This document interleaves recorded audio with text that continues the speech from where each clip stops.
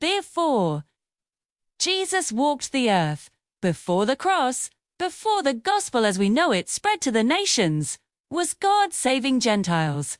It's a question many people wonder about. We often think of the Old Testament as the story of God and Israel. But if we look closer, we find a beautiful, consistent thread woven through every book. God's heart has always been for all people. This story of inclusion doesn't start in the New Testament. It starts right at the beginning, with a man named Abraham. In Genesis, God makes a monumental promise to him. He says, "In you all the families of the earth shall be blessed." Not just his future family, not just the nation of Israel, but all families. All nations. This was the foundational promise. 2. The first hint that God's grand rescue plan was always meant to be global. It wasn't an afterthought. It was part of the original design. Throughout the Old Testament, we see this promise play out in the lives of real people.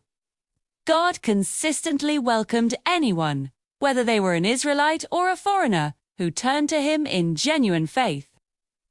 Think about the story of Ruth. She was a Moabite, from a nation that was often at odds with Israel. After her husband died, she could have returned to her people and her gods.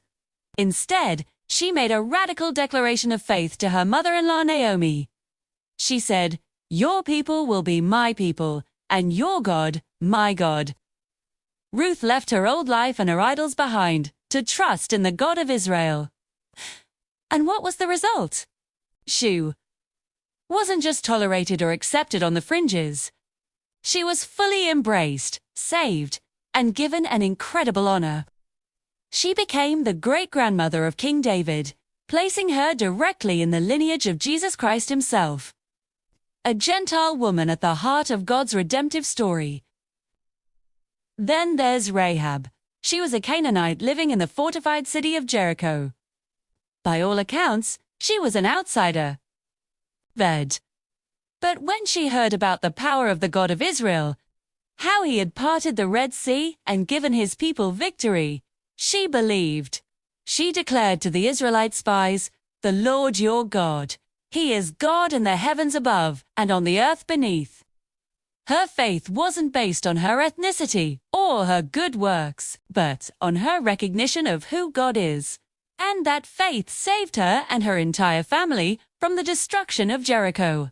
She too was grafted into the community of God's people and is even mentioned in the New Testament. Hall of Faith in Hebrews chapter 11. Let's consider another powerful example, Naaman. He was a high-ranking commander of the Syrian army, a powerful and respected man, but he suffered from leprosy. He was desperate for healing. When he heard about the prophet Elisha in Israel, he traveled all that way, and after a test of his pride and humility, he was miraculously healed by the power of God. His response is incredible. He declares, "Behold, I know that there is no God in all the earth but in Israel." He went from being a powerful pagan to a humble worshipper of the one true God. His healing was physical, but his confession reveals a deeper spiritual transformation. God accepted him not because he was an Israelite, but because he turned to him in faith. These stories aren't just isolated incidents. They are powerful illustrations of a consistent truth. From Ruth the Moabite to Rahab, the Canaanite to Naaman the Syrian. God was receiving people based on their faith, not their bloodline. He was demonstrating that the path to him was open to anyone who would believe. The prophets of Israel also saw this future with incredible clarity. They looked ahead and spoke of a day when the knowledge of God would cover the earth. Pre-holiday. The prophet Isaiah, speaking God's own words about the coming Messiah, said he would be a light for the nations, that my salvation may reach to the end of the earth. Zechariah prophesied that many peoples and strong nations shall come to seek the Lord of hosts in Jerusalem. The plan was never small, never exclusive, and never limited to just one group of people. When Jesus arrived and gave the Great Commission to go and make disciples of all nations, he wasn't introducing a brand new idea. He was bringing the age-old promise of God to its ultimate fulfillment.